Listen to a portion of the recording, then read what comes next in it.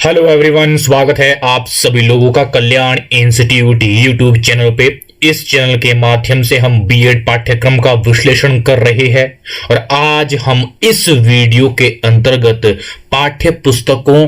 एवं पाठ्यक्रम में जेंडर भूमिकाओं के संदर्भ में बात करेंगे कि किस तरह से हमारी टेक्स्ट बुक एवं करिकुलम में जेंडर को लेकर के इसमें समायोजन है, उस समायोजन के समक्ष किस तरह से जो समाज में जो लैंगिक समानता स्थापित करने में इनकी भूमिका रहती है। तो इस तरह से आज की इस वीडियो में हम पाठ्य पुस्तकों एवं पाठ्यक्रमों में जेंडर भूमिकाओं के संदर्भ में बात करेंगे और विस्तार पूर्वक ये समझने का प्रयास करेंगे। तो आप हमारे साथ इस वीडियो में अंत तक जरूर बनिएगा और अगर चैनल को अभी तक सब्सक्राइब नहीं किया है तो चैनल को जरूर सब्सक्राइब करिएगा। और अगर आप हमारे चैनल के माध्यम से बीएड पाठ्यक्रम से संबंधित अन्य वीडियोज को देखना चाहते हैं तो आप हमारे चैनल के प्लेलिस्ट में जाकर के, जो वहां पे बीएड नाम की प्लेलिस्ट होगी, वहां से जाकर के आप कंप्लीट विश्लेषण एक साथ देख सकते हैं। और इतना ही नहीं, हम आपको बीएड पाठ्यक्रम से संबंधित नोट्स भी प्रोवाइड करवाएंगे। हमारी एक वेबसाइट है kalyaninstitute.in। इस वेबसाइट के माध्यम से आपको बीएड पाठ्यक्रम के कंप्लीट नोट्स मिलेंगे। वो कैसे मिलेंगे? जैसे आप ये वेबसाइट गूगल पे सर्च करेंगे, इस तरह का होम पेज दिखेगा। इस होम पेज के सबसे ऊपर 3 डॉट करके ये जो मेनू बना होगा, इस पे आप जैसे ही क्लिक करेंगे तो आपके सामने ये सारे ऑप्शन आ जाएंगे। इन सभी ऑप्शनों में से एक ऑप्शन होगा बीएड नाम का ऑप्शन। जैसे आप बीएड नाम के ऑप्शन में क्लिक करेंगे तो आपके सामने जो संपूर्ण जो बीएड का जो पाठ्यक्रम है उससे संबंधित हमारे कंप्लीट नोट्स ओपन हो जाएंगे। मजे की बात यह है कि जो ये कंप्लीट जो ये नोट्स है, ये नोट्स हिंदी और इंग्लिश दोनों ही भाषाओं में है। जिसमें आप कंफर्टेबल हो उसमें आप देख सकते हैं। तो मुझे उम्मीद है कि आपके लिए जो ये वेबसाइट है, ये वेबसाइट काफी उपयोगी रहने वाली है। तो एक बार आप इस वेबसाइट को जरूर विजिट कीजिएगा। और हां, अगर चैनल को सब्सक्राइब नहीं किया है तो चैनल को जरूर सब्सक्राइब करिएगा। तो चलिए बिना किसी देरी के आज के टॉपिक पे आते हैं। जो हमारा आज का टॉपिक है, पाठ्यक्रम और पाठ्य पुस्तकों में जेंडर भूमिकाओं के प्रतिनिधित्व का हम आज स्वरूप समझेंगे कि किस तरह से पाठ्यक्रम और पाठ्य पुस्तकों में जो जेंडर की भूमिकाओं का जो प्रतिनिधित्व है वो किस रूप में है, किस तरह से होता है पाठ्यक्रम एवं पाठ्य पुस्तकों में।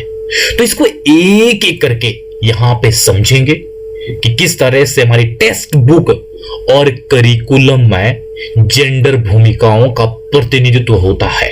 सबसे पहले जेंडर अंतराल यानी कि जेंडर गैप, ये किस तरह से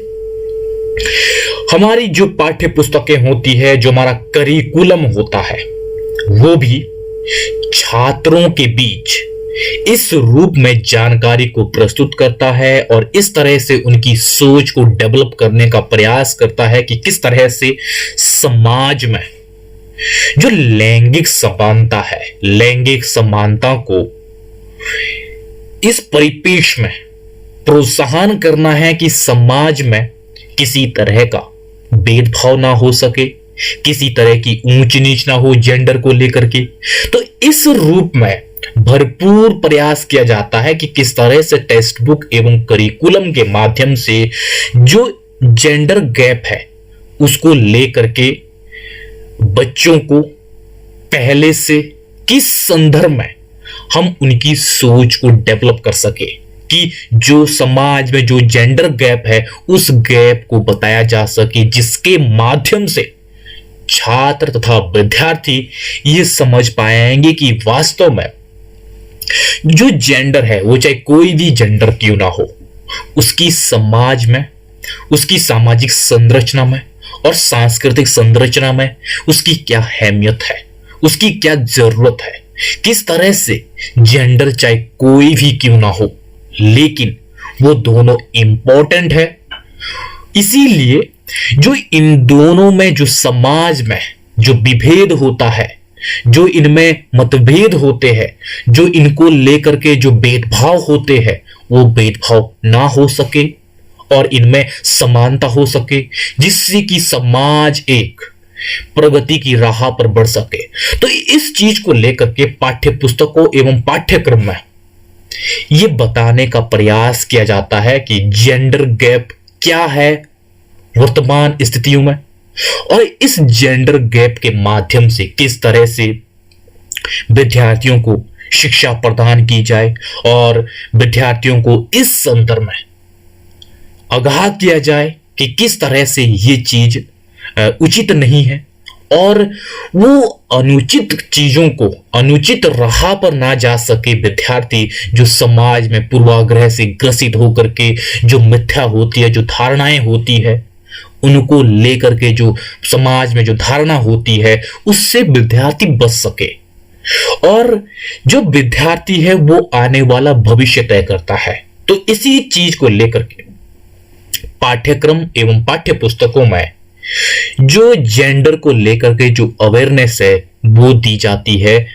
उनको करिकुलम एवं पाठ्य पुस्तकों के माध्यम से। दूसरा है जेंडर असमानताएं। जेंडर असमानता पाठ्य पुस्तक एवं जो हमारा पाठ्यक्रम है इसके माध्यम से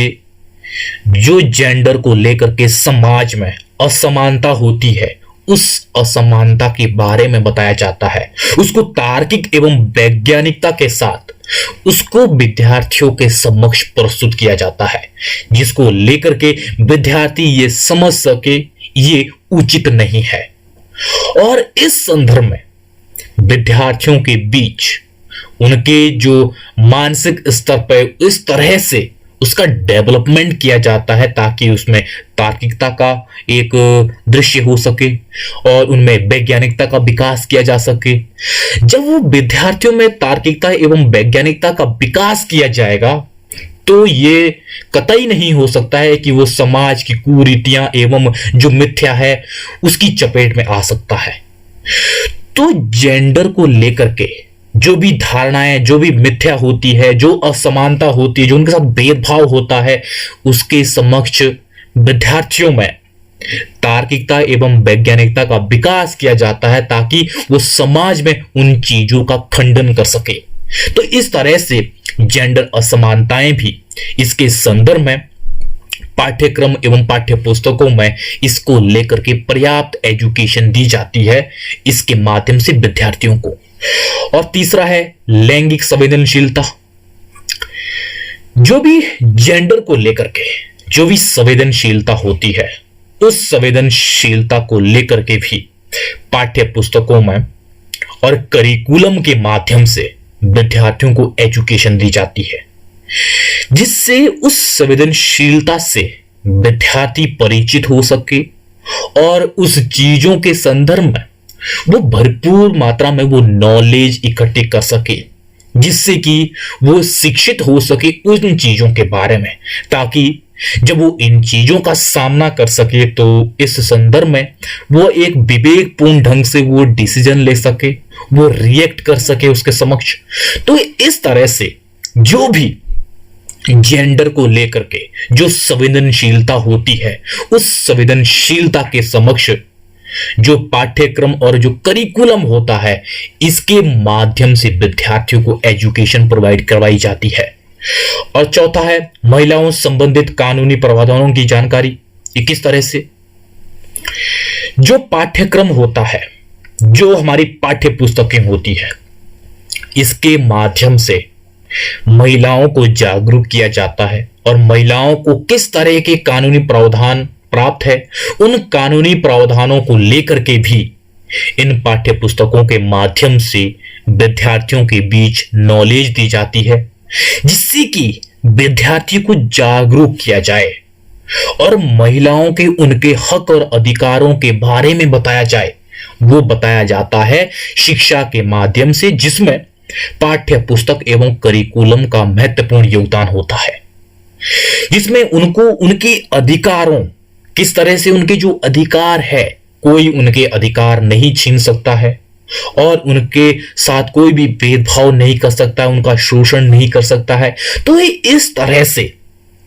भरपूर मात्रा में पाठ्य पुस्तकों एवं करिकुलम के माध्यम से महिलाओं से संबंधित जो भी कानूनी प्रावधान होते हैं उन कानूनी प्रावधानों की जानकारी दी जाती है इन पाठ्य पुस्तकों एवं करिकुलम के माध्यम से। तो इस तरह से ये काफी महत्वपूर्ण होती है पाठ्य पुस्तकें तथा करिकुलम। और पांचवा है महिला कल्याण व विकास कार्यक्रमों योजनाओं की जानकारी। ये किस तरह से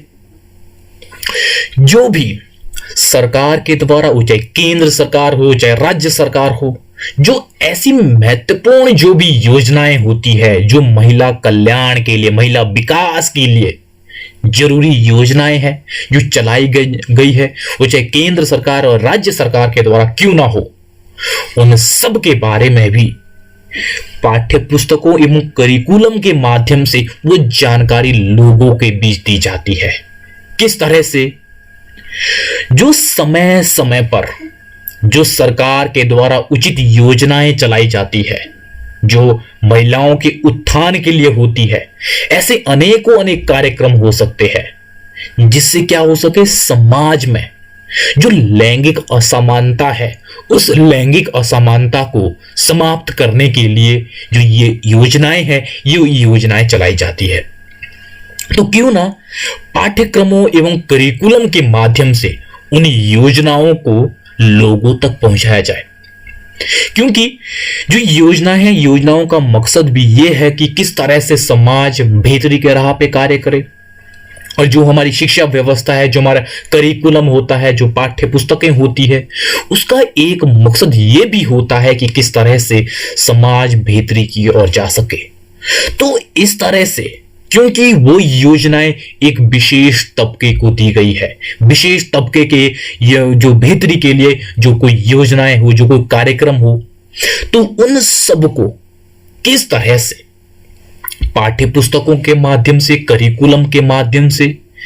इनको लोगों तक पहुंचाया जाता है ताकि लोगों को इसकी अवेयरनेस हो सके, लोगों की इसकी जानकारी हो सके कि किस तरह से हमारी बेहतरी के लिए जो ये योजनाएं हैं, जो ये कार्यक्रम है, ये चलाए गए हैं, जिससे हम लाभान्वित हो करके हम एक विकास की ओर बढ़ सकते हैं। तो इस तरह से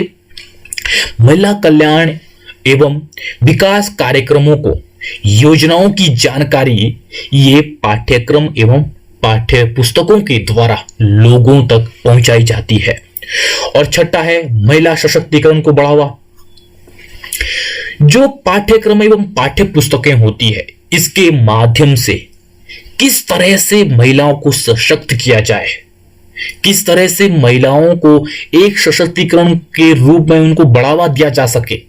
तो इस रूप में भी जो हमारी पाठ्य पुस्तकें, जो हमारा पाठ्यक्रम यानी कि करिकुलम होता है,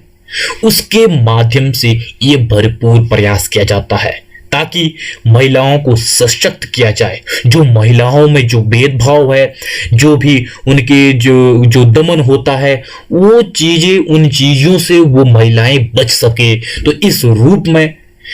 जब वो महिलाओं को सशक्त किया जाएगा, वो चाहे आर्थिक रूप में हो, वो चाहे उनके स्वास्थ्य तौर पे हो, तो अगर हर एक रूप में महिलाएं इंडिपेंडेंट होगी, महिलाओं को औरों का मोहताज नहीं बनना पड़ेगा, तो इस तरह से जब महिलाएं सशक्त होगी तो किसी तरह का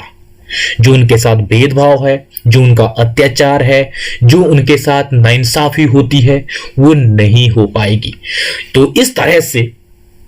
करिकुलम और टेक्स्ट बुक के माध्यम से महिलाओं को सशक्तिकरण के रूप में बढ़ावा दिया जाता है ताकि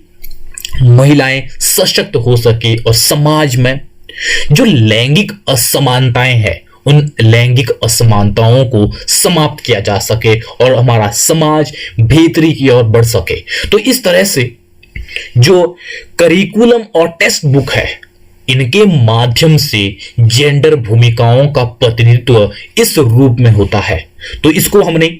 एक एक करके यहां पे समझा है, विस्तार पूर्वक समझने का प्रयास किया है। तो मुझे उम्मीद है कि आपके लिए जो ये आज के वीडियो है, ये वीडियो काफी उपयोगी रही होगी। तो आप सभी लोगों का बहुत बहुत शुक्रिया।